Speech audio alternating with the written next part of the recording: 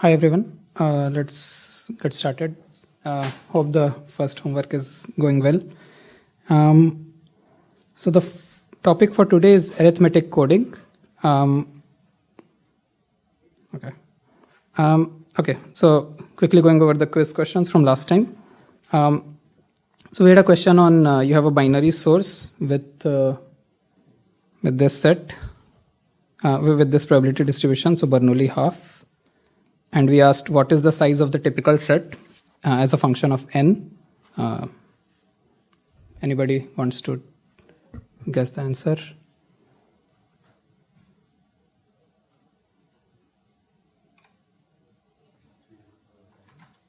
Yeah, I'm hearing 2 to the power n, which is correct. So this is sort of a special case, right? So last time we drew this diagram, right, where we said, so this is like all the sequences, and then we said like there's a much smaller set, the typical set, which has the typical sequences. But in this case, the entropy is actually 1.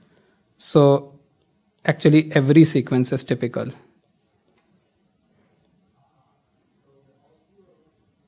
Not every, like almost every sequence is typical. I guess depends on your definition of typicality. So if you consider the definition where it's typical if you have exactly half zeros, half ones, then not every sequence is typical clearly. But there are other definitions of typical under which typicality under which every sequence is typical.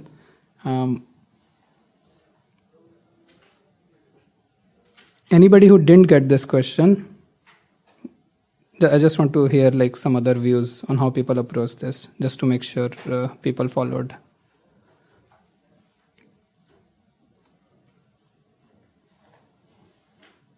Okay. Meet me after class, I guess, if you thought of a different way of solving this. Okay, so this question was about KL divergence, relative entropy. So here we said we have a source, Bernoulli half again. We said Zorro knows the distribution of this source, designs a per symbol Huffman code for this sequence, right? So this code, as you have seen now many times, is just going to be this very simple code, because on 2 symbols this is the Huffman code. However, Luffy doesn't know the distribution and encodes it using a per symbol code, assuming some other distribution. But you again know that for binary, a per symbol Huffman code is always going to be this tree. So the question was, how many extra bits in expectation does Luffy need over Zorro to encode a sequence from the source P? It's going to be 0.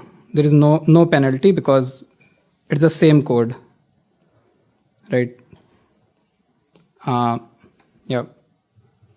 Next question was, we asked you to tell the KL divergence between the distributions P and Q, and I calculated this at home. So this is just this calculation based on the formula of the KL divergence.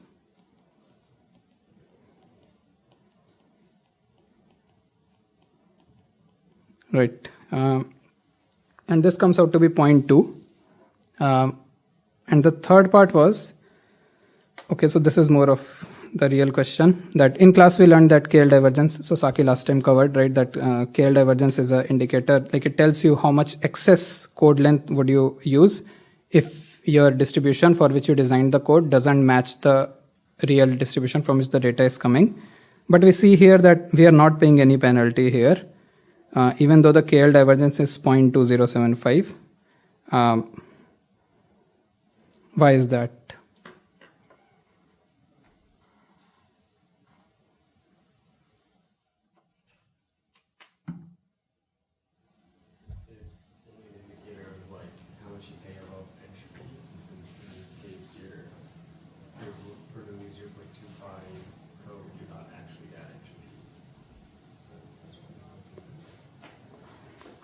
Yeah, so a suggestion is that the way it was stated last time was that if you have an optimal code for both distributions, right, using like log 1 by p bits or log 1 by q bits, then you compute the penalty for using the wrong code.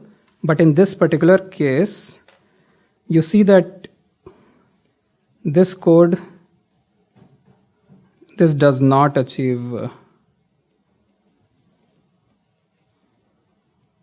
the entropy for Q, right? So for like, if you had a large block size, then actually this would hold. So then you would get, right? So oftentimes, like, many of these results are for large n, or like when you're approaching optimality, they may or may not hold when you have like, in the last quiz we saw an example where you had something where Huffman code was optimal in expectation, but it was not optimal for a particular instance of the source. Similarly, a code like this result can hold in expectation, right? It holds on average when you have optimal codes, but it might not hold if you are looking at a particular sequence or if you do not have optimal codes. Okay. Okay, any questions on the quiz? Nice. Okay, so now we'll get started. Almost all of these slides are from last year, where Kedar made the slides and taught the lecture. So I will be using them.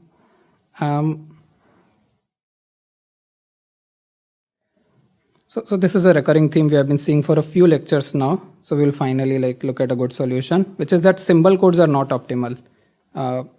So this particular example, let's say this A, you have A and B, where A has probability 0.1, B has probability 0.9, and the entropy here you can calculate is 0.47 bits. But we saw that a symbol Huffman code only gets you 1 bit per symbol.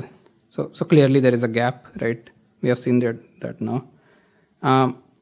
Ideally, like, and we also read that in an ideal setting for a symbol S, you want to spend log 1 by p of S bits per for that symbol.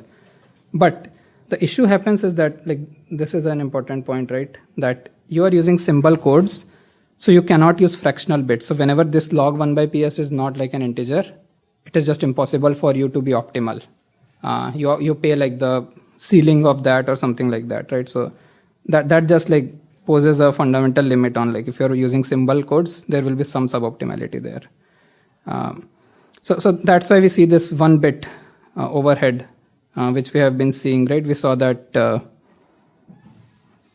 we saw this result a few lectures ago, where you had like the expected length of Huffman codes was less than equal to the expected length of Shannon codes, and you had the lower bound, which was the entropy, and you had the upper bound, which was entropy plus 1, right? So there was this plus 1 factor we have been seeing. Another thing we saw in the last lecture was this AEP property.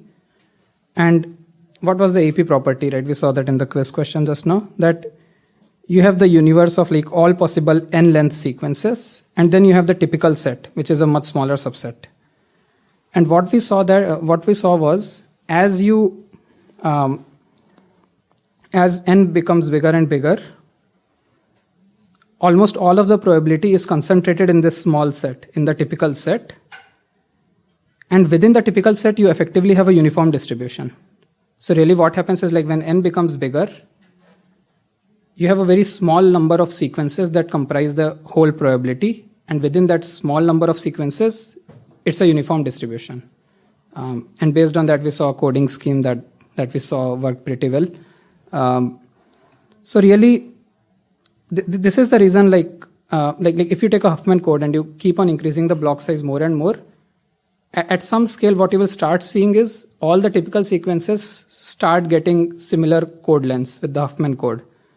And all the non-typical sequences start getting very long code lengths with the Huffman code or Shannon codes. Any of these codes, they will have the same property where your set is sort of split into two parts to some degree of approximation, where all the typical sequences are coded with a fixed length code, and all the non-typical are also coded with a fixed length code, but with a much longer length. So that's just intuition we saw, right? But that doesn't tell us how to actually do this practically. And that is the theme of today's lecture. Okay, so we saw the solution. One solution was to use block codes, right? And we said we could we did some examples in quiz and in class, right? Where you take 2 symbols at a time, and then overhead is 1 bit per 2 symbols. So it's like half bit per symbol. And here you do you keep increasing the block size. Your entropy is 0.47. And you see how the average code length, it slowly decreases and actually becomes very close to the entropy after at block length 5. So that's good.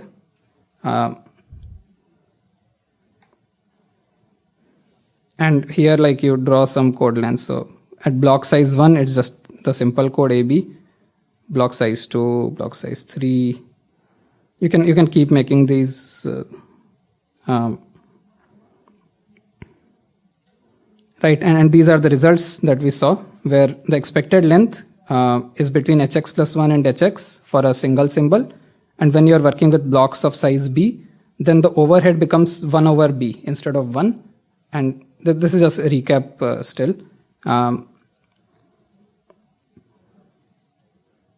Okay, any questions so far?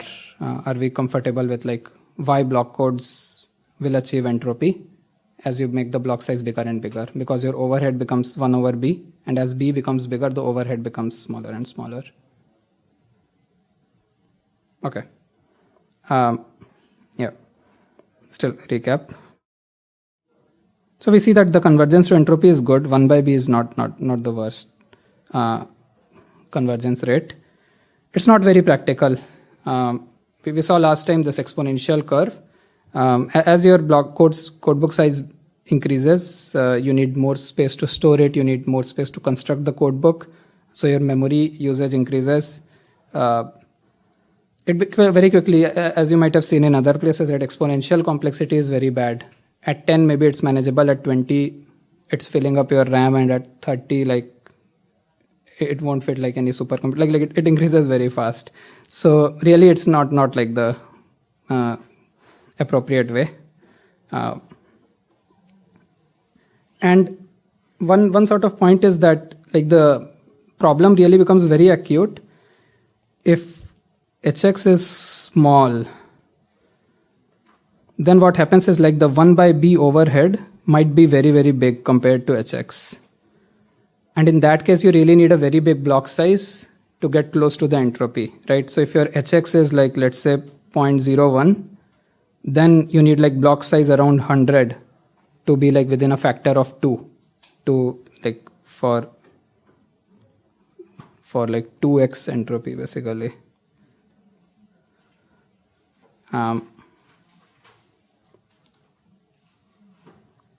Right. So there are situations where this is just not going to work out. So larger codebook, difficult to handle, device memory. Another aspect that we maybe haven't talked as much is latency, right? So now what happens, if you have a big block size, you cannot start decoding until you have received B symbols at a time. So you can only encode B symbols at a time. You can only encode decode B symbols at a time. So it's not streaming, right? It's not really streaming. It's more blocky, which may or may not be a problem depending on your setting. Okay. Maybe let me write another issue is that depending on your block size, you will have these boundary conditions where if your data is not a multiple of b, so then you also need to handle all those cases where you have some data at the end which is not exactly a multiple of b.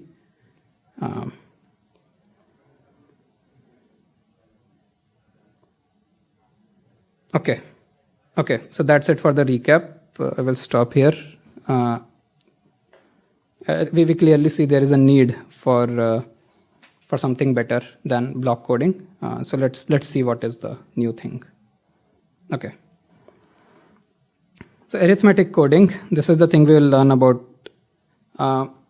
So after Shannon did his work in 1948, there was a very long time before somebody was able to achieve the entropy in a practical way, which was arithmetic coding. This was in the 1970s. Unfortunately, they patented the algorithm, which led to like a further delay of like 15-20 years before people actually started using it widely. But it's a very nice algorithm. So let's look at for some of its properties first. So first property is that the entire data is a single block. You don't need to split the data into block size B. If you give it like 1 million symbols, you get a block size of 1 million. So it's a streaming algorithm in that sense. The code word is computed on the fly, so you don't need to maintain a huge code book in your memory. It is on the fly. And it is very efficient in the sense of, you remember that 1 by b, right? Here you have 2 by n. But you see that you can make n very, very large. If your data is 1 million, this is 2 by 1 million overhead, over entropy. It's very efficient. And obviously it's a bound, like in practice it might actually be less than the 2 by n bound.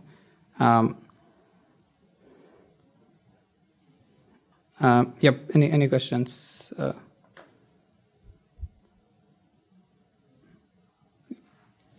do you mean by the entire data is a single block?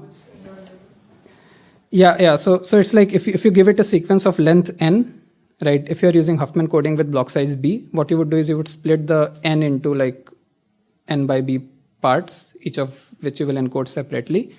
Here you encode the entire sequence at once in a single pass in a way. So it's just like a stream going in, a stream going out. There is no notion of like blocking the data in any way. And I think the best way to understand this block size equal to n is that the overhead of the algorithm is in terms of n. So if your data is like of size 1000, then your overhead is 2 by 1000. Where does it come from? We will come to that towards the end of the, like that's algorithm specific. Yeah.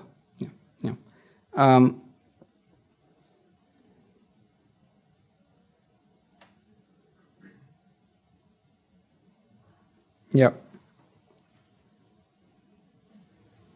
So basically here just to make sure I understand the advantage is because like we're computing on the fly, so we save all that memory, but it's still, because of that, we like in the previous scheme, like for block coding, we could get to within 1 over n, but now we're within 2 over n. So is that basically, is that the trade-off, like we're 1 extra bit for being able to compute on the fly? Yes, you can think in that way. That's a good, yeah. So maybe if you make a table, right, maybe that will be useful, right? So you have block coding and you have arithmetic. I think the real difference is in the complexity, right? So I guess the upper bound on size, let's say we use the same n for both of them. So here you have hx plus 1 over n. Here you have hx plus 2 over n. And then the second is, I guess you have only two rows. Complexity. Here it's 2 to the n, so it's exponential in n. Here it's, maybe you can write like big O of n. So it's linear in n. So you can just make n so much larger than you could ever do for a block code, right? And this is nothing. 1 by n versus 2 by n for a large n. That's nothing. The extra overhead is basically, yeah. I'm sure some people were unhappy, but I think for the vast majority of people who are interested in the practical numbers, it's a very small gap. Okay.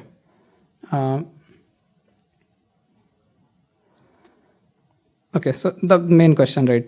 What is the algorithm? So most of the rest of the lecture will just understand the algorithm, the arithmetic coding algorithm.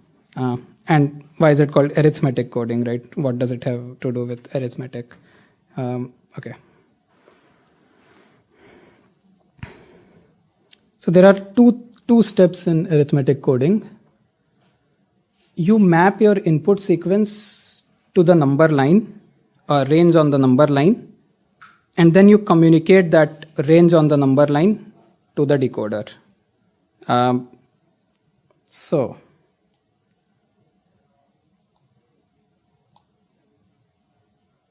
let us try to do a simple example. Okay, let's do this first. So I have 0, I have 1. I have a range, let's say 0.35 to 0.55. Okay. Let's say I had to communicate this. Okay, I have this range. Can you tell me one number within this range that you can represent very succinctly?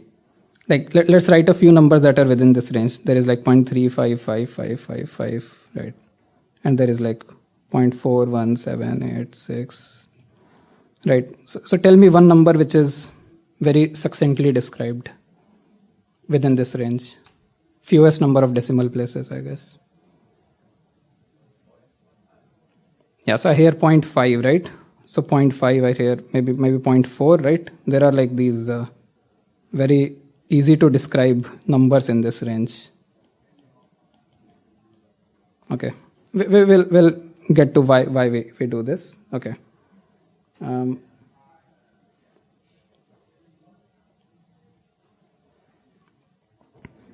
let's do another range. 0.3567 to 0.3568. Okay, now tell me a number in this range that is, any number in this range that has the shortest description.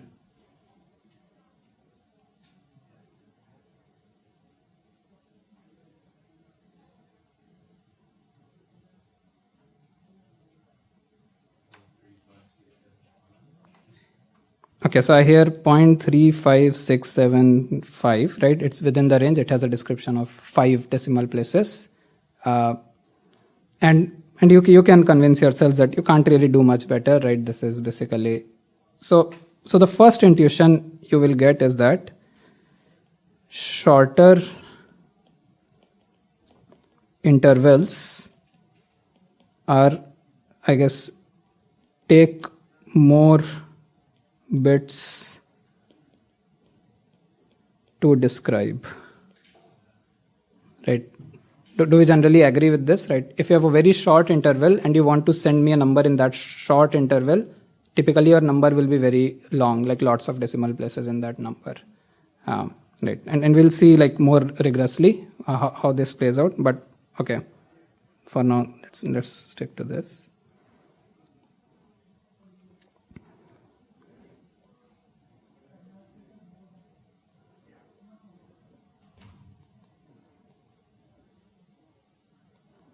Okay, now let's say I do this. I have an alphabet of size 4 where my probabilities are like A is 0.1, B is let's say 0.3, C is let's say 0.5, D is 0.1, and I map them to the number line like this. So I say like A will get a length of 0.1, B will get a length of 0.3, C will get a length of 0.5, D will get a length of 0.1, right? So what I'm going to do is I take my input, I map it on the number line where the lengths of each of those sequences is equal to their probability. So here, the second thing so the first thing we saw in the previous slide, which was that shorter intervals take more bits to describe. The second thing I will do is map sequence to interval with length equal to probability of the sequence. So what you're going to do two steps. First, you will map your input into the number line such that your length is proportional to or equal to the probability of the thing. And then you're going to describe that interval. And we already saw that describing shorter intervals is harder, describing bigger intervals is easier. So, and we'll look at a very concrete example. For now, just trying to build this basic intuition that 1 plus 2, the two things we saw before, imply that, I guess, more probable sequence will get a bigger interval which will have a shorter bit length. Is this somewhat clear? Right? So there are two steps again. Map your sequence to an interval and then describe that interval. And what we are going to do is more probable sequences will get bigger intervals and hence shorter bit length. Okay, keep that in mind and let's look at an example and then I will take questions.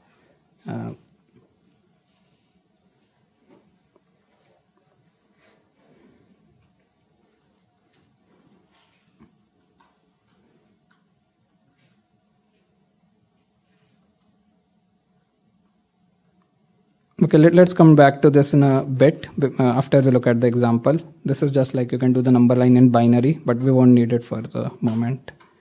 Okay, very concrete example now.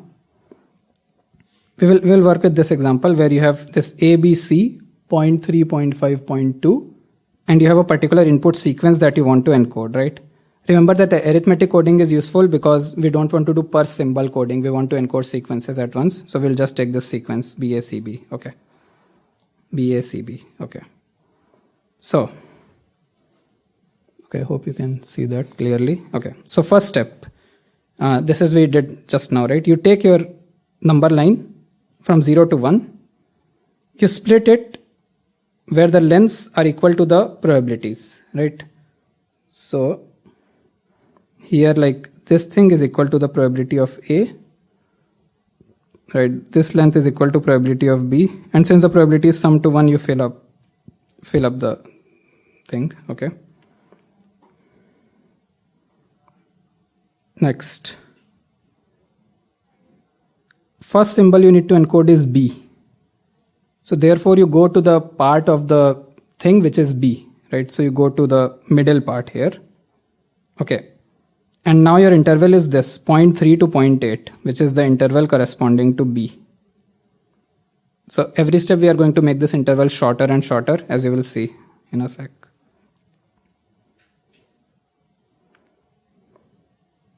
Okay, and this is how you exactly do it. So the idea is that you maintain, so this is your probabilities, and this is your cumulative probabilities, right? So the way you can think of it is that you have this thing, right? So you have A, B, C, and this is P, A, P, B, P, C, and you have,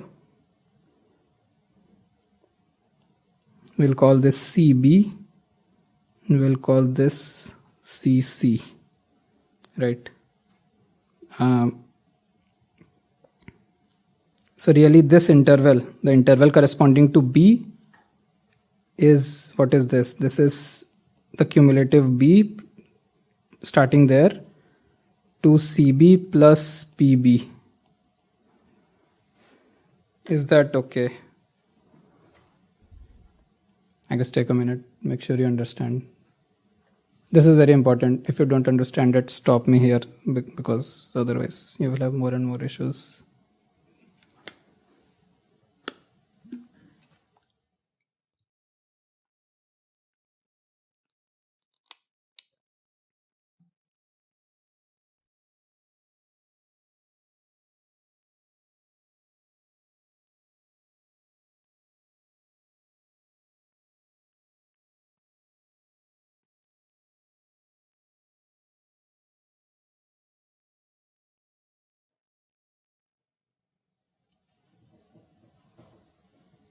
Okay, let's keep going and we'll do an example later.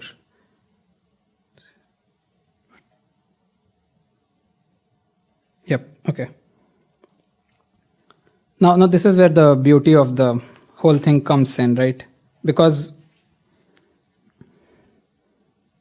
okay, you made these intervals, But we want to encode long sequences. We don't want to just encode one symbol. So how do you do the sequences? So what you do is now you recursively break down this thing. So after you see a B, you again break this smaller interval into BC, BB, BA. So BA, BC, BB. So into 3 parts again, where they are again proportional to the probabilities. Okay. So this thing is, I guess let's call these, if these are A, B, C, then the ratio of A to B to C is 0.3 to 0.5 to 0.2. So you again split the B interval into the same way as you did in the first step, right? So you are going to recursively split them. And now you see that your next symbol is BA. So now you move into this second part, 0.3 to 0.45, which is this smaller interval. So every step we are going to make the smaller and smaller interval.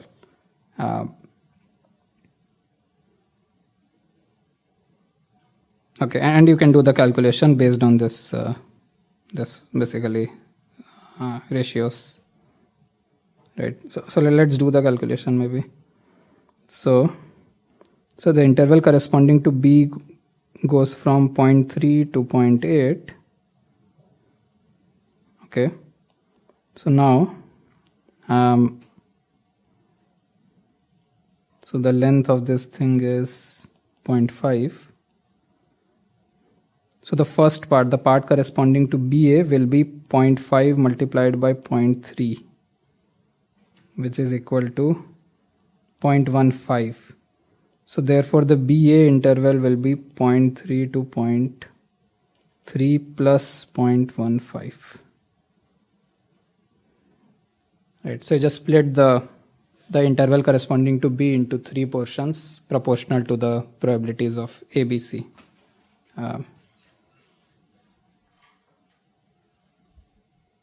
Okay, please stop me if you are confused, otherwise we will keep moving.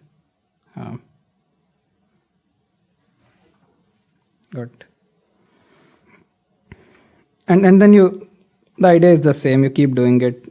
You come to the next one, you see a C, and then you again split this BA into BAA, BAB, BAC, and then you get this small BAC interval with this interval 0.42 to 0.45, and then you get the smallish interval. Okay, then you again split it into 3 parts, BACA, BACB, BACC, where again the lengths are proportional to your probabilities. So you get this, and yep, that's basically the process. This is the process of mapping a sequence to an interval. This is the step 1 of arithmetic coding, where you're mapping a long sequence into an interval on the number line. Okay, I think what we'll do is we'll just do an example together, and which will make me confident that everybody understands. Okay. Right, so these are just steps written up. So after you encode, every step you see the interval is becoming smaller and smaller. So you are slowly narrowing down your range. Okay. Okay, let's do this example together.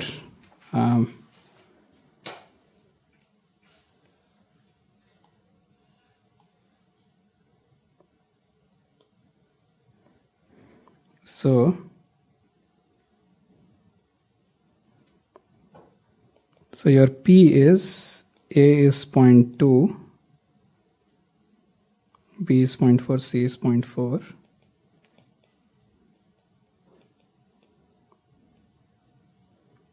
And your sequence is B, A, B. Okay, let's start. Step 1. Anybody, please tell me how should I split my, this is 0 to 1. Yep, please help me out.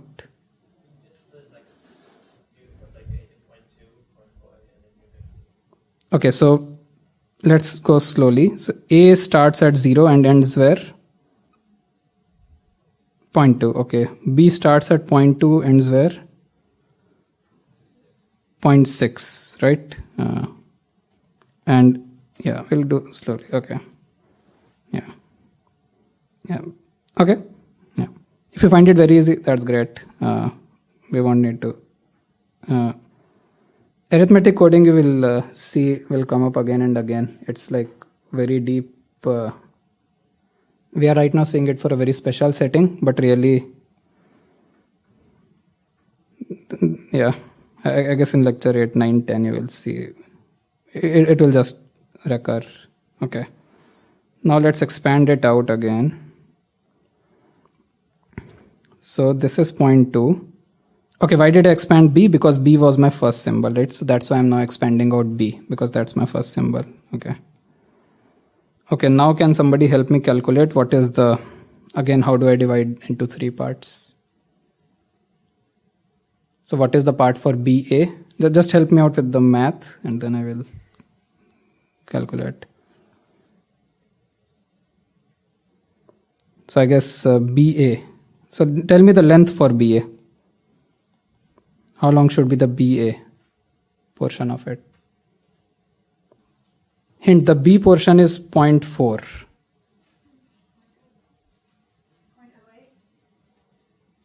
Okay, I hear 0.08, which is correct because B was 0.4 and A is 0.2, right? So this is 0.08.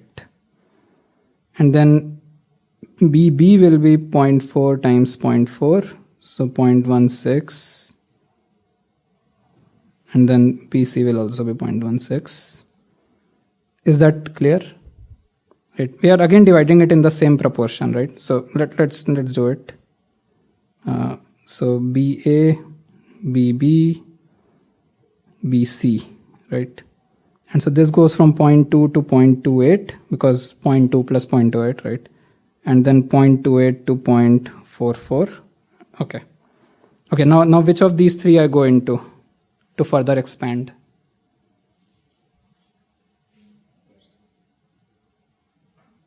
Do I hear the first one? How many think it's the BA one? Okay, some people think it's the BA one. It's the BA one because the second symbol in my sequence is A. Okay, so this is the one I further expand, right? Okay, this one let me try to do. So we have 0.2 here and 0.28 here. So BAA, the length of BAA is the length of BA multiplied by the probability of A, right? Because the third symbol is A. This is 0.08 multiplied by 0.2, which will be 0.016, right? So the calculations, as you see, are getting harder to do by hand. We will give up shortly. Yep, so this is 0.216, right? And we only really need BAA, so let's just expand this out, right? The other ones we don't care because A is our next symbol, right? So maybe let's try to make that clear with some coloring. So this B here corresponds to this B, right? And this second A here corresponds to this second A.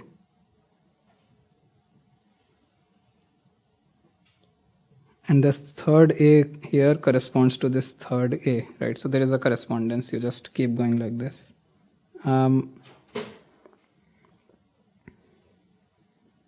Okay. And Kedar kindly calculated it for us, where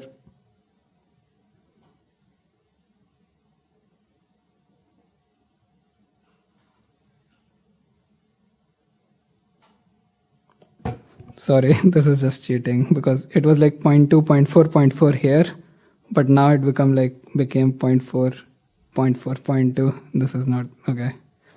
We will just say okay. So don't worry about this one, but I think we did the calculations correct.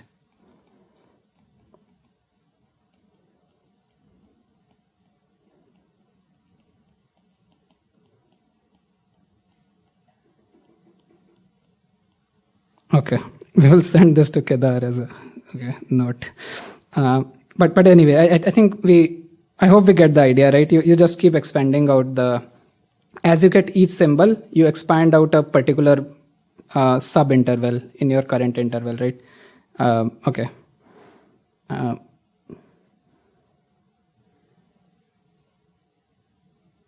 Okay. Okay, let's look at a pseudocode just so that it's like very concrete, right? So the encode block function, the step 1 is to find the interval corresponding to the input. So this is in SCL, as you might guess. So initially you start with low and high as 0 and 1, and then you go over every symbol in your input and you shrink range. So shrink range is really the core function of arithmetic encoding. And what does shrink range do? It starts with the current range and it calculates the new L and the new H. It's exactly like the formula we saw before, represented in a slightly different notation. But yeah, I encourage you to, like here, for example, RNG is like the previous range, right? This thing is probability of the current symbol, right? And like the product of these is the next range, right? And you need to keep that cumulative probability table because you need to know where you start, right? So like if you look at the example we did, like here, right? This 0.2 here is the cumulative probability thing where you need to know, like, so basically at every step you need to calculate the low, you need to calculate the length, and then high is low plus length, which is high. Okay.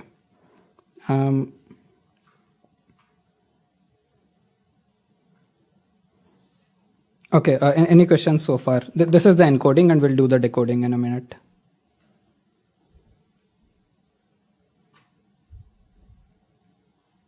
Actually, maybe let's do the decoding now so that we do like a full round trip pass.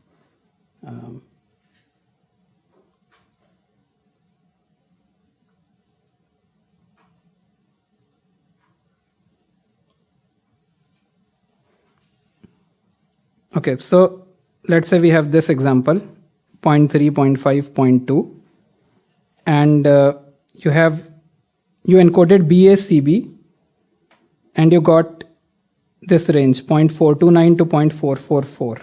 Okay.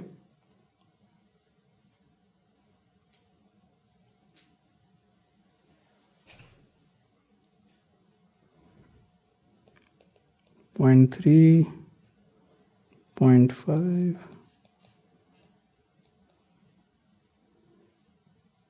0.2, and your final interval was 0.429 to 0.444. So 0.43 is a number in this range. Do we all agree? 0.43 is a number in this range. Okay.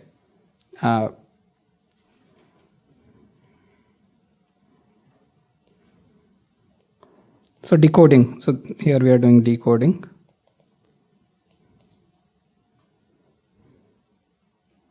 So we again do the same thing where we divide it into 3 parts. So this is 0.8 C.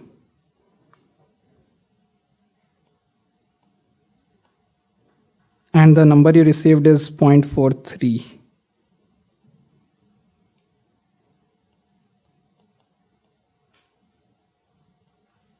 Okay, can somebody suggest what is the first symbol? So I'm now decoding. I don't know what I encoded. What would be the first symbol I would decode if I received this 0.43 as my encoding?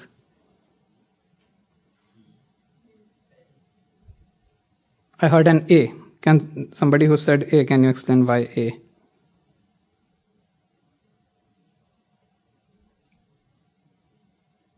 I guess those who said B, explain why B. Well, since it falls in like the range for B, we know that when we encoded it, the first one we picked had to fit that range. So just we're gonna get at the other Yeah, so very, very good. So the intuition here is that as you encode it, the range only gets smaller and smaller, right? So if you are going to end up with 0.43, you better start with B, because if you started with something else, you will never get to 0.43, right? So your range will get smaller and smaller, right? So it has to be B. It has to be this thing, okay? Now we will again like expand it out as usual.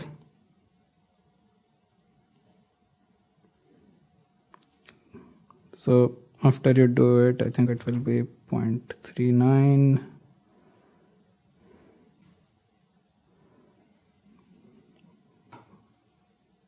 No.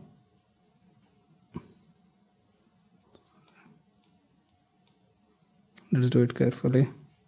So the length of the interval is 0.5 multiplied by probability 0.3. So it will be 0.45.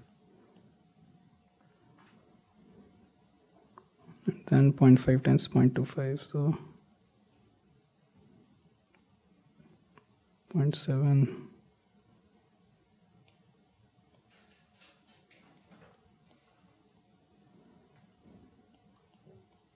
After you do all that same, so this is sort of identical between the encoder and the decoder. Okay. Now you know your original number you received was 0.43. So can somebody tell me what is the next symbol I should decode?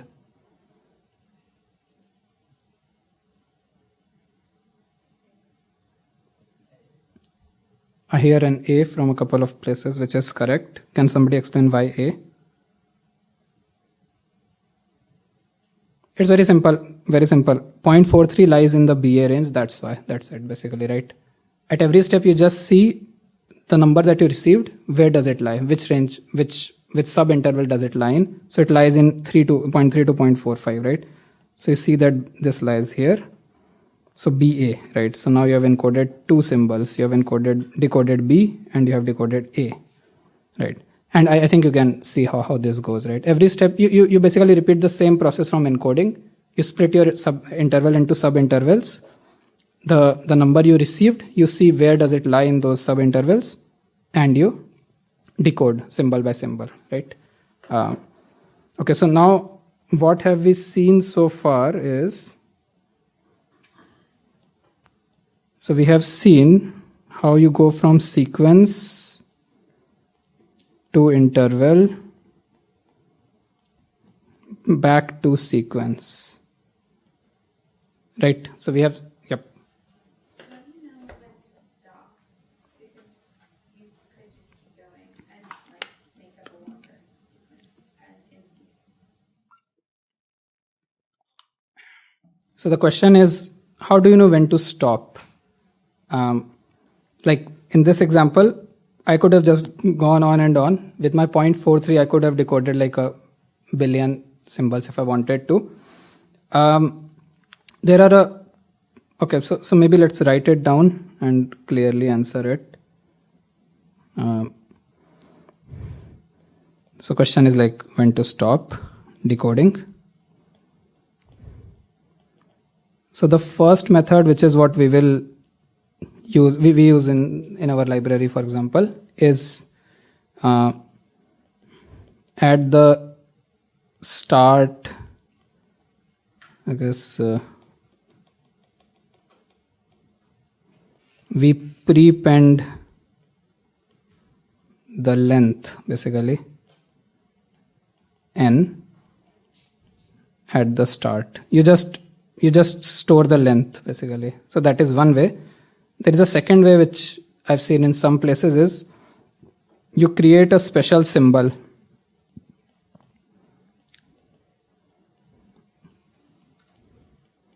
called, you can call it like end of file, for example.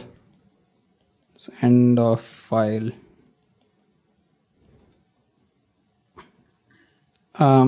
Then you need to assign, because you created a new symbol, right? It wasn't in your ABC set. You created a new symbol, which is end of file. You need to assign it some probability and basically encode your sequence followed by this special EOF token, basically.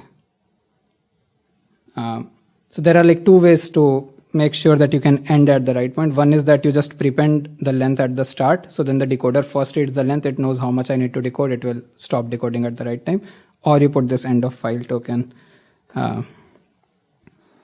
If you have done like generative models, LLMs and stuff, they also have a token where, like, how does your chat GPT know like when to stop, right? Sometimes you need these special tokens to know when to stop. Okay, any other questions? I think I went a bit out of order. Some of this might already be in the slides, but okay, anyway. So now there are a few things left to do, right? This is not enough. We need to, the parts that are left are we actually need to put this into bits, right? And then from bits we need to go back to an interval. And then we go to the sequence. So this is the part that we need to fill in. Did you have a question? Okay. Yep. So this is one thing we need to do. And the second thing we need to do is calculate the number of bits you use, basically. The proof that the 2 by n thing, right, that we talked about earlier.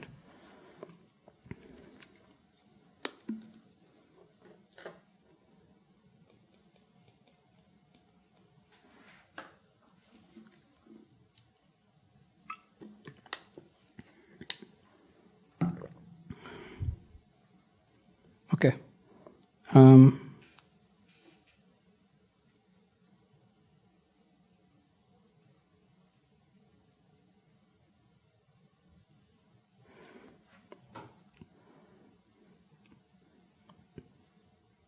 Okay, so first thing we'll do is we'll try to understand what is the interval length. How does the interval length change as we keep on doing the sequence, right? So first observation, which should be very clear if you understood the thing, is that every time we encode, we make the interval smaller, right? So every step is making the interval smaller and smaller. So the question is, what is the size of the interval for a particular sequence? Can you write that down in terms of the sequence or its probabilities? Any guesses?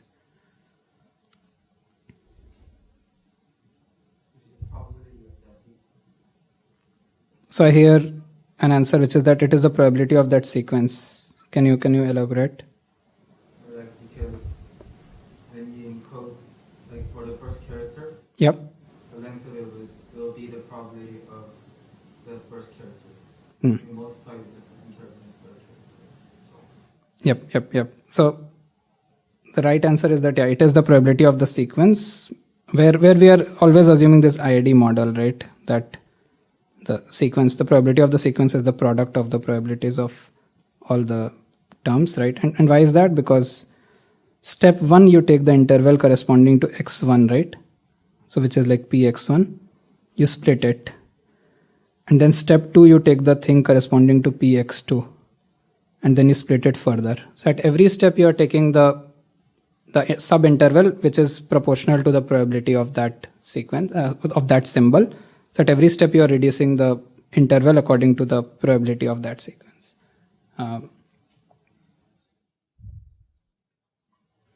Let's look at the example, just so we are very confident here.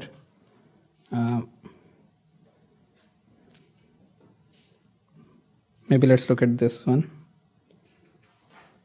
So here, after step 1, the length is probability of B, which is 0.5, right? You can verify. After step 2, the length is probability of B times probability of A, which is 0.5 times 0.3. And here the length will be like, I guess, this thing. So 0.5 times 0.3 multiplied by the probability of C, and so on. So every step, the length of the interval is the previous step multiplied by the probability of the current symbol. So it's like every step you multiply it by the probability of that symbol.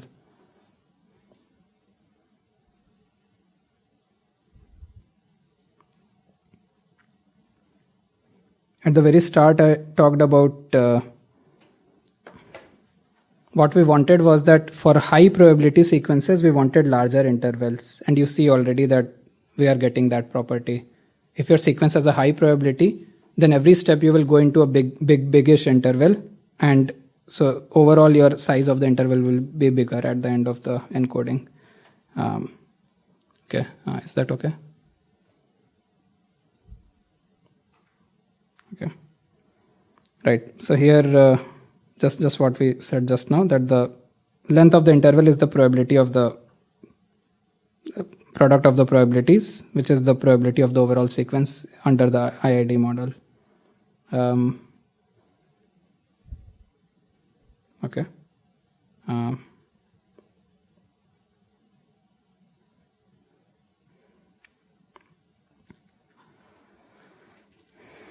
Okay. Now we come to the second step, which is how do you communicate the interval, right? Now you made the interval, but how do you communicate the interval?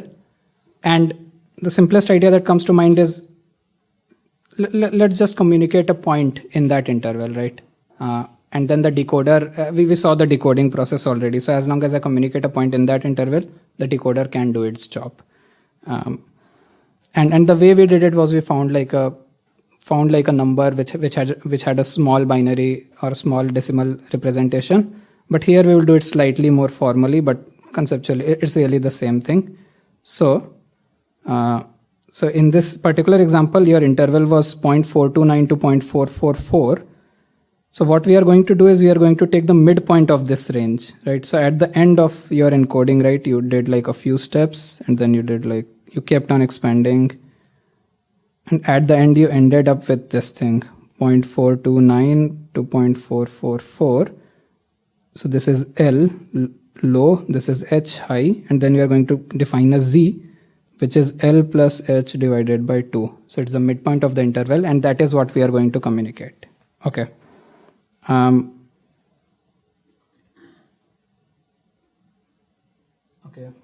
These are the decoding slides. I think we already did decoding, so let me just skip this, but you can look at these at home. It's basically what we saw. Right. So this step shows that during encoding your interval and the decoding, like basically the encoding and the decoding are very symmetric. At every step you follow the same sequence of steps exactly. As encoding, so decoding. I won't go through the pseudocode now.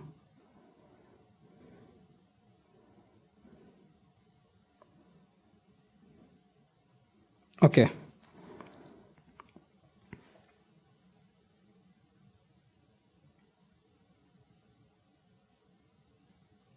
Okay, now let's come back to this primer, which is, till now we have been working with decimal number line, right? Because that's just easier for us to think about.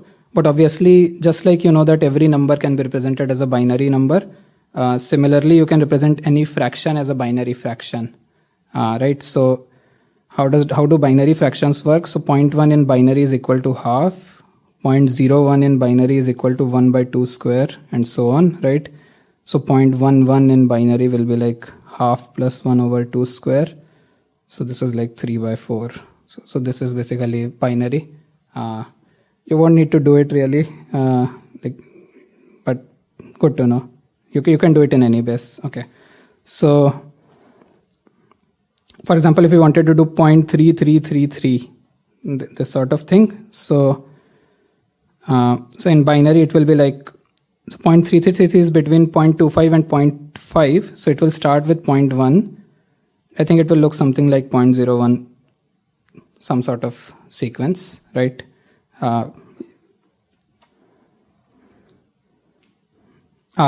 And if you don't want to do it, you can use some utility functions in Python or in SCL to do it.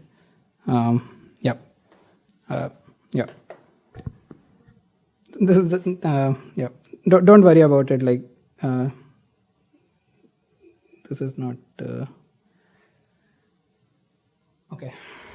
Okay. Yeah. So that was just to say that like when you want to describe Z, what you do is you represent Z as a binary sequence, right? And then you just send over the entire sequence, right? The binary sequence. But as you know, right, like it's, you need a terminating decimal.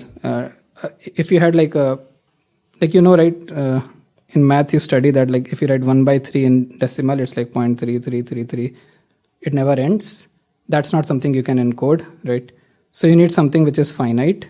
So Z's binary representation can be long and it can have like infinitely many bits. So this is not something in practice you can encode.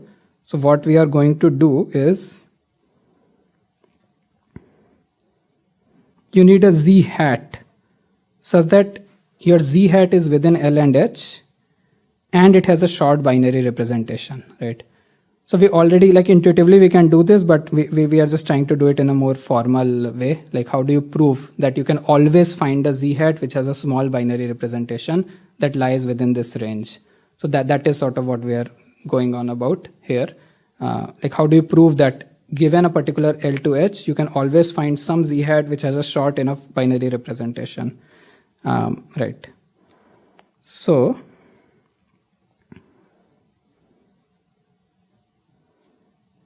let's say K is the number of bits you decide to truncate it to, right? So you find that binary expansion of Z, and then you truncate it to K bits, and then you send those K bits on the other side.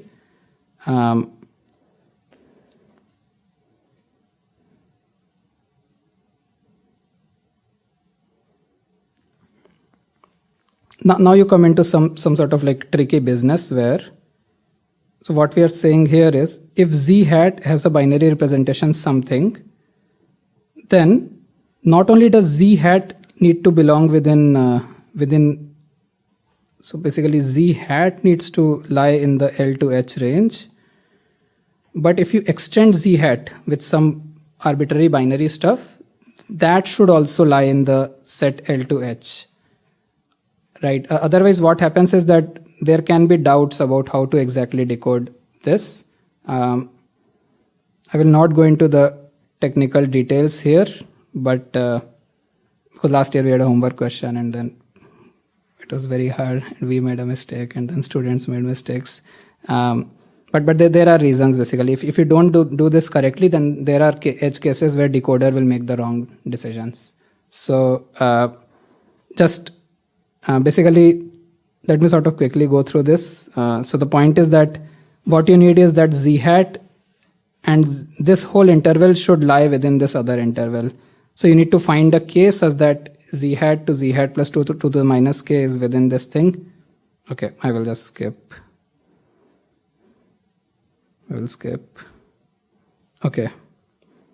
This is what you get at the end of the day, that if your length of your interval is H minus L, then you need K, which is this thing, log of 1 over H minus L plus 1.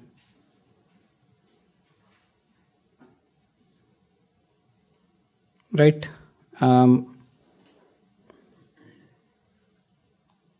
Okay. Apologies for not going over it in detail, but let us do an example and let's try to build some intuition at least, right? So if I have 0.35 to 0.45, let's say, so this has length equal to 0.1, right? And you can find a number which is like 0.4, which lies in this range. Is that, people agree? Right? 0.4 lies in this range, 0.35 to 0.45. Okay, now let's do this one, 0.355 to 0.365. What is the length of this thing?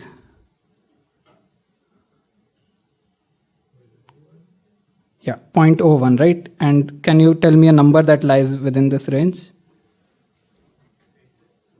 Yeah, 0.36 lies within this range, right? So 0.36 lies within 0.355 to 0.36. Sometimes it's just easier to look at examples.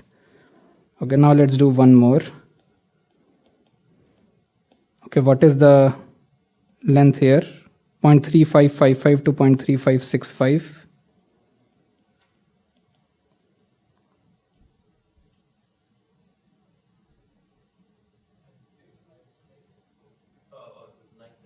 Yeah, length is just like 0.001 right now.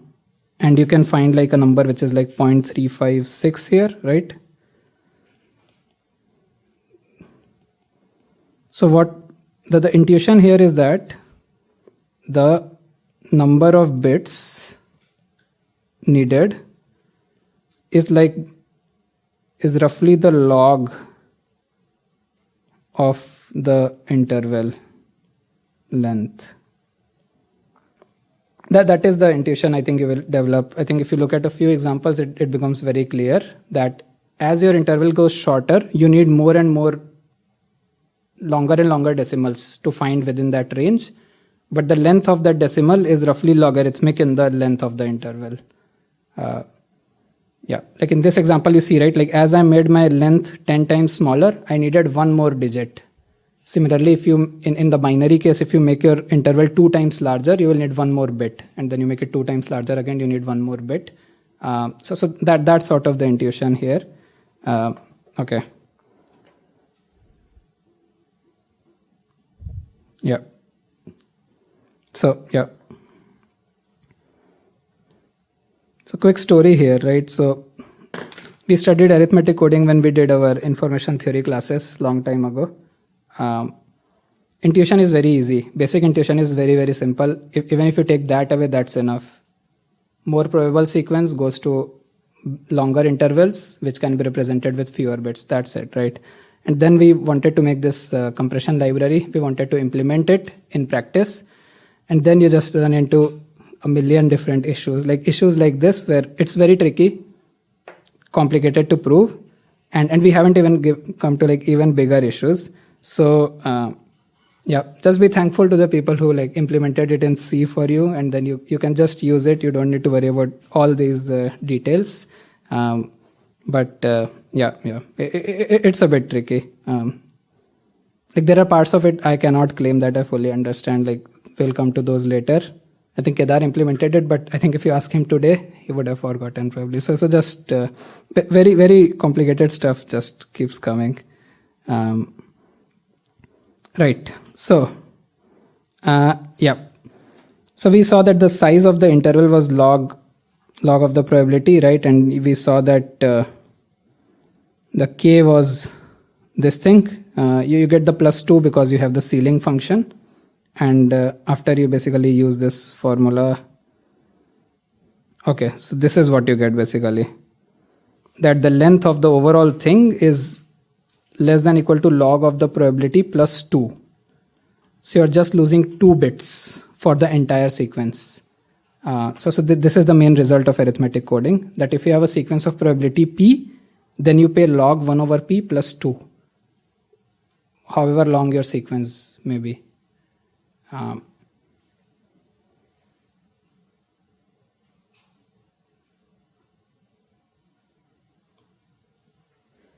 So let's just do super quick. Expected code length equal to the expectation of log 1 over p xn equal to n times, because of the IID-ness, is less than equal to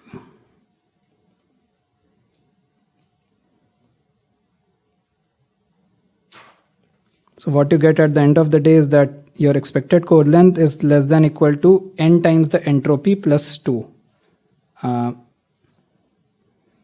So this is the main result here, that with arithmetic coding, you get your expected bits per symbol between hx and hx +2 over n, right? And I think somebody asked at the very, like towards the start of the thing, where does the 2 come from?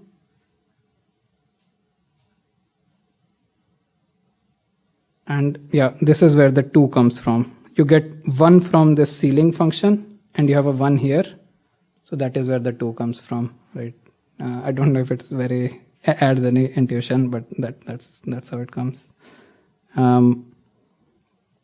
Okay, sorry, I have to move a bit fast. Okay, just to summarize, given any distribution P, you will achieve basically within 2 bits of the entropy. encoding and decoding are linear time, very efficient, right? We saw that only thing you need to do is like you need to multiply some numbers and make those intervals. You do not need to save a large code book. Neither the encoder nor the decoder actually needs to pre-construct a code book. You just go on the fly. Every step you just need that interval and you make it smaller. Like one thing to note is you don't even need to compute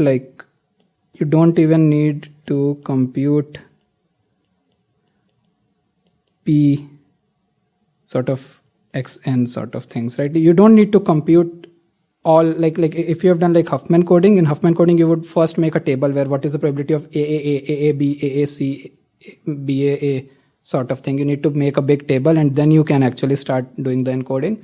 Here, nothing. You just need per symbol probabilities and you just go sequentially. And this last point is going to be very crucial in the next few lectures. Don't worry about it for now. Is that here we assume that P was fixed, but you can actually vary P at every step and it still works with arithmetic coding. So it's a very, very powerful algorithm.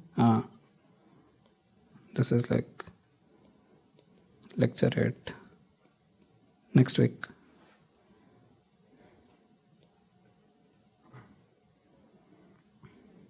Okay, in the few minutes we have left, let's talk about a couple practical issues. So as we keep doing this, what do you observe? Do you think you will run into some issues as if you have like 100 length sequence or 1,000 length sequence? What do you see? The intervals, are they looking, yeah, what do you observe basically?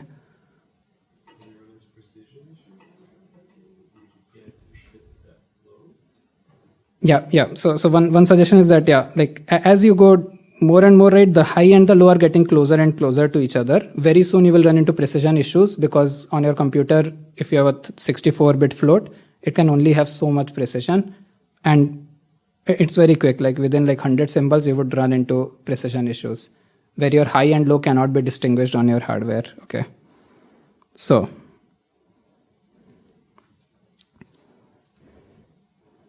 any suggestions on what you could do? Let me not ask for suggestions. Let me tell you what you do. You basically, if you reach a point where L and H have become very close, what you do is you say that, okay, if you have any initial digits which are common between L and H, you release those bits. You say that, okay, these bits, so what we are saying here is, let's say you are in this very small range, that's from 0.429 to 0.444. You already know first digit is going to be 4, right? Whatever interval you are going to end up with, you know the first digit is 4. So what you can do is you can release that 4 and you can make a new thing which is going from 0.29 to 0.44. This is just like an illustration. So the idea is that you can keep releasing those bits. You don't need to like keep L and H getting closer and closer. At some point, if you see that L and H have a lot of common prefix, you just release the prefix. This is the sort of thing that gets very tricky when you actually start to implement it. So the idea is that if L and H both start with a common substring, then any value lying within this will also start with this. So you output the bits basically. So it's a streaming algorithm. It's not like you need to wait till the very end to output a single bit. As you go along, you keep on rescaling. We will not do rescaling now. Okay, let's keep going. Okay, yeah. If you're interested, I think some of you might be interested in how it actually works. We encourage you to look at the SCL representation and implementation. And what you will see is that the SCL implementation has links to some blog posts, which are basically the only places where you can find a description of the algorithm, like a readable description. So just go to those blog posts if you want to understand. Right here, we are just trying to give you like the high level idea. And in the assignments, you will do some examples. There will be a final project if you want to do some of this in more detail. Right. So there are a few variants here. There is arithmetic coding. There is something called range coding where you work with bytes, so it's more efficient on a computer. a few variants for practical, like for the purpose of this class, all of them are the same, exactly same intuition. Very commonly used. All these image and video coders heavily rely on arithmetic coding. Many of these you will see in the second half of the class, in the lossy compression part. And many of these experimentals, extremely like high compression ratio compressors, they rely on arithmetic coding, and these we will see in lecture 9 basically. So this is second half, lecture 9. Okay. Last thing is that arithmetic coding is pretty fast. It's linear time, but it's due to all these arithmetic operations you are doing with multiplications and divisions. It is actually significantly slower than Huffman coding. So here you see Huffman coding and arithmetic coding compared. You see the compression is better for arithmetic coding because you get a bigger block size effectively. So this is good, right? But this is bad. The speeds are not good. So depending on the application, this may or may not be a bottleneck. So the next lecture, which Pulkit will take, you will see two very modern codes. So arithmetic coding was 1970s. These two are like 2010s basically. So in the last 10, 20 years, these have been developed. They, especially this TANS, this is like somewhere between arithmetic and Huffman coding, and very fast decompression, still getting the same, roughly the same compression as arithmetic coding. So you will see something very new and novel, which is now used in basically every codec or every compressor built after like 2020 or something, or after 2015 is probably using TANS instead of arithmetic coding because of the high speed it offers. Okay, before I leave,